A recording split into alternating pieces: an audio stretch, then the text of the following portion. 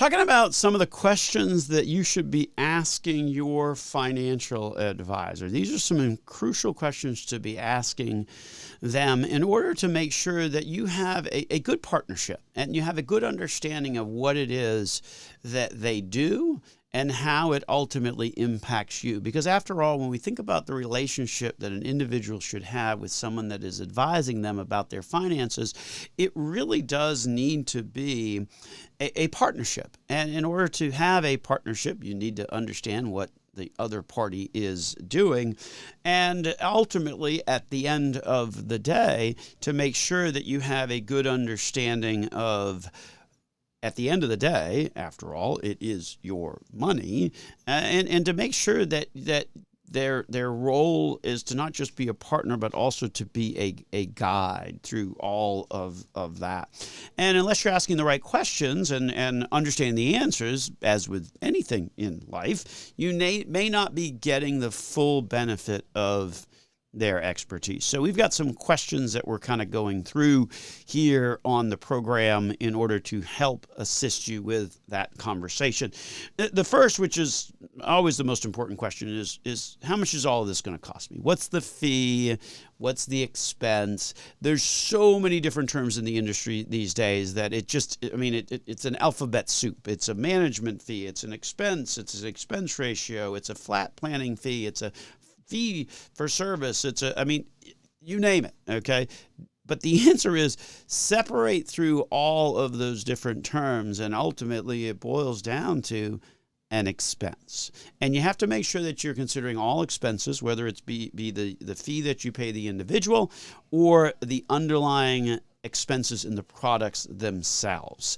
We talked about this early in the program. Some products can have very high internal expenses. Typically, when we were talking about gold and silver early in the program, ETFs involving that typically have higher expenses. And you need to understand that and what those are, because here's how expenses work. They reduce your investment results. There's no other way around that. If you're paying a nickel for something, then your investment results are going to be less by that nickel. If you're paying a quarter, then they're going to be even more less as a result of that expense. So crucially important to kind of get a handle on that expense question and make sure that you understand all pieces of that, because sometimes in today's world, there's a split up of different costs for different things. And then what has become unbelievably ubiquitous in the industry is these products that are generally more opaque, less transparent, so you don't really have a good understanding of what the underlying expenses are really at all. And for that, we're talking about things like annuities, things like private credit products, things like REITs. All of those kinds of things have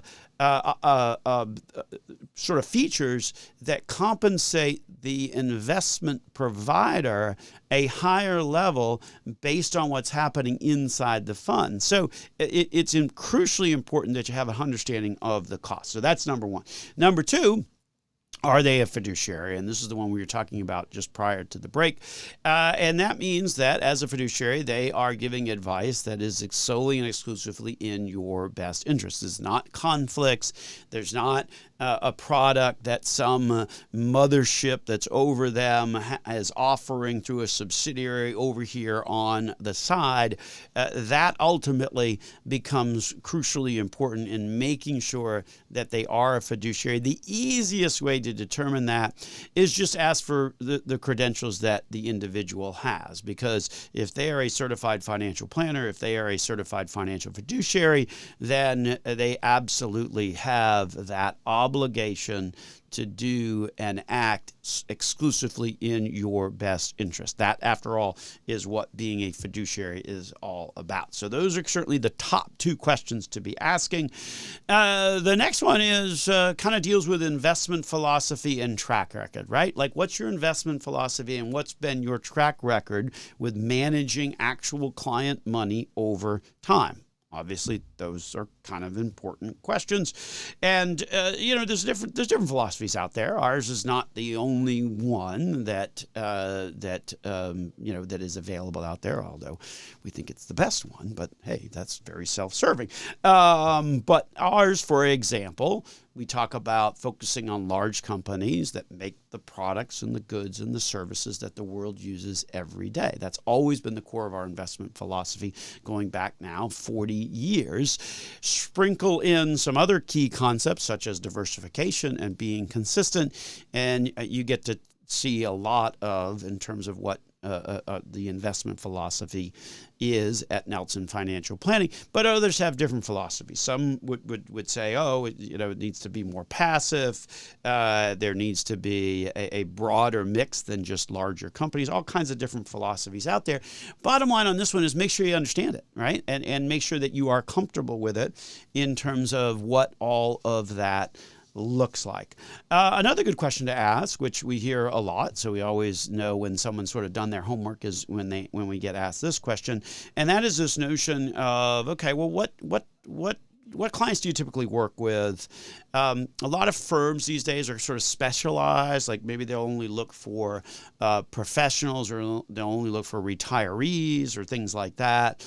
Certainly we see a lot of sort of chasing higher net worth types of clients, particularly when you see a lot of the industry minimums that were kind of hovering around 500,000. I think I see more and more where a lot of the account minimums now are over $1 million. I just philosophically have an issue with that, because if you're truly a fiduciary, you're supposed to be a fiduciary for your clients, then how does that really square with the notion of you only want to be a fiduciary or help people only when they have a bunch of money already? Think about that. Our philosophy is and has always been that we like to help you wherever you are on your financial journey. So we've never had any kind of account minimums or anything like that.